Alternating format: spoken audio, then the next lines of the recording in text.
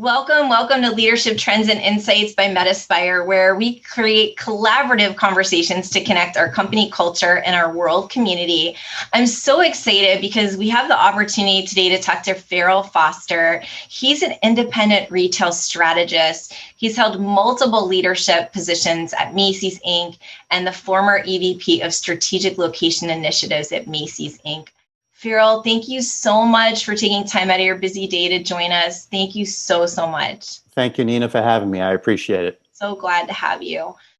Pharaoh, you've been in like the highest level of leadership positions. You have many people around you that have served in many high-level positions. What do you think the world needs more now than ever as it relates to leadership?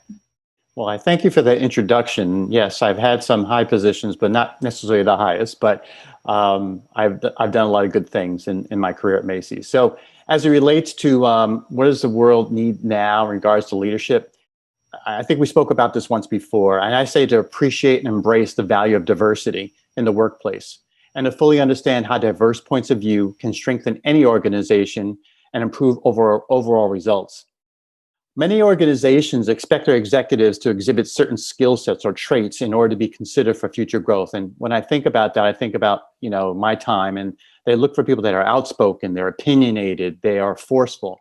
But what if you have an executive that is smart, has a solid track record of success, and does not exhibit these traits due to their upbringing or culture? These executives can also contribute and become successful leaders. You just need to know how to get the most out of them. That means you need to get to know the person. So learn about their background, their upbringing, what motivates and what demotivates them in order to unlock their full potential. I think leaders must look at their teams as a group of individuals that have different thoughts and ideas that, if fully explored, can benefit the total team's results. Again, it comes back to really embracing the diversity of thought and gathering everyone's ideas for the betterment of the entire team. So your way of leading is really getting to know the person, like what's their background, who are you? Well, I think that's the only way you're going to unlock their full potential. You really need to understand what they're best at, what motivates them. How do you get them to be excited about coming into work every day? What do you think gets in the way of that today?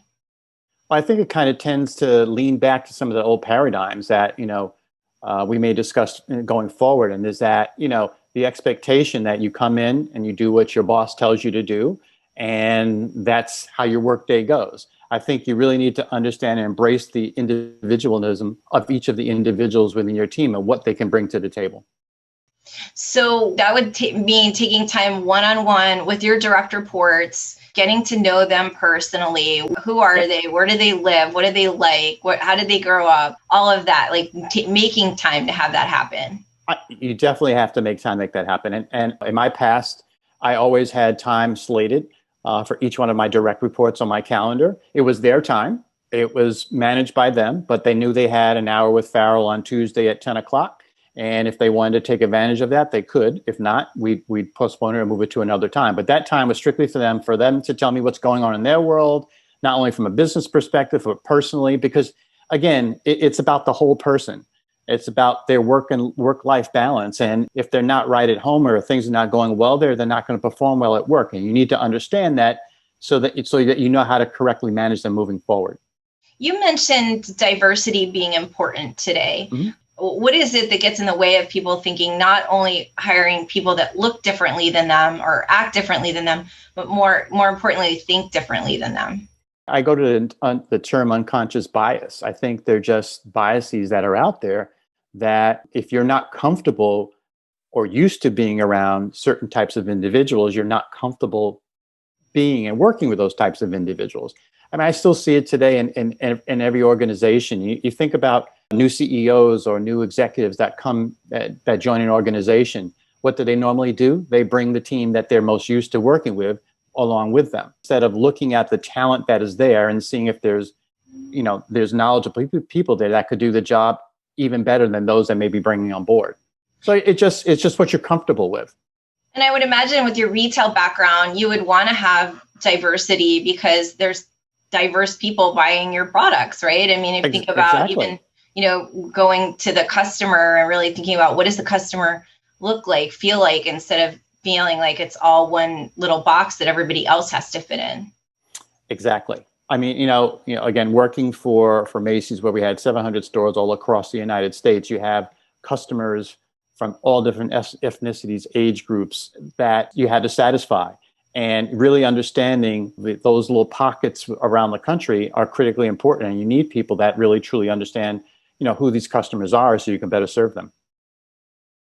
Where have you stretched yourself as you consider these people are really different? These conversations are really sort of against even my value system. Like, how do you hold your space for yourself, and also, accept that other people are going to have conflicting points of view? Even how do you stretch yourself as a leader? Well, I've learned over time, just the role that I sat in at Macy's was always a role that was of constructive conflict with my business partner. And the whole concept of that really is having diverse points of view, talk things out, and eventually come to the answer that is best suited to move the business forward. Yes, you'll fight this, you'll have arguments, and you won't necessarily agree with each other, but at the end of the day, you agree to move forward in one unified step. And yeah. I think, again, embracing new ideas. If you don't embrace new ideas or ideas from others, you'll only be following yourself. And I don't say that I know everything. So I need to have others to help me move forward. And especially nowadays, as the world's moving so fast, I actually took upon a reverse mentor when I was a leader at Macy's. I actually took on a young millennial to help me keep abreast of what's going on in the world, because I didn't have children. I didn't have people that were in their 20s and 30s around me. So I really wanted to understand from their perspective how we can better improve our business performance over time and attract those types of consumers. Pharaoh, that's so good. Something we can all learn from, right? I think the best leaders too, I think about the next generation symbiotically, right? I'm sure this person learned so much from you as well. Yeah, so, trust me, I probably learned more than she learned from me. So. The best leaders listen, sounds like. Yeah. What is one bold prediction you have for the future? Well, I'm not sure if I have a bold prediction. I do believe that in order for leaders to be effective in the future, they must remember a few simple rules. And I say a few simple rules. Leaders cannot succeed alone. It's a team game. We just finished talking about that. They must unite their team towards a common cause, and doing that by gaining the team's input and ideas. They must trust and empower their team members. Critically important. You want people to feel that they can come in and do their very best and know that they have your support as a leader. One of the things that I've had to work on very hard is being an active listener. I always, again, being in retail for such a long period of time, I always think I know everything, but I've had to really work hard to be an active listener to learn from others. Also, encourage and embrace new ideas. Again, to look back to my reverse mentor, there were things that generation were looking at and how they did business and how they interacted and how they wanted to interact with retailers, that I needed to embrace those new types of ideas and how to incorporate that into the business. Build an agile culture. In this ever evolving consumer landscape right now, it is critically important that you have a culture that can move quickly and on the dime and shift. Back in the days, it used to have to go through a series of management to get 100% approval on something. Now I look at it as, 80% is just as good.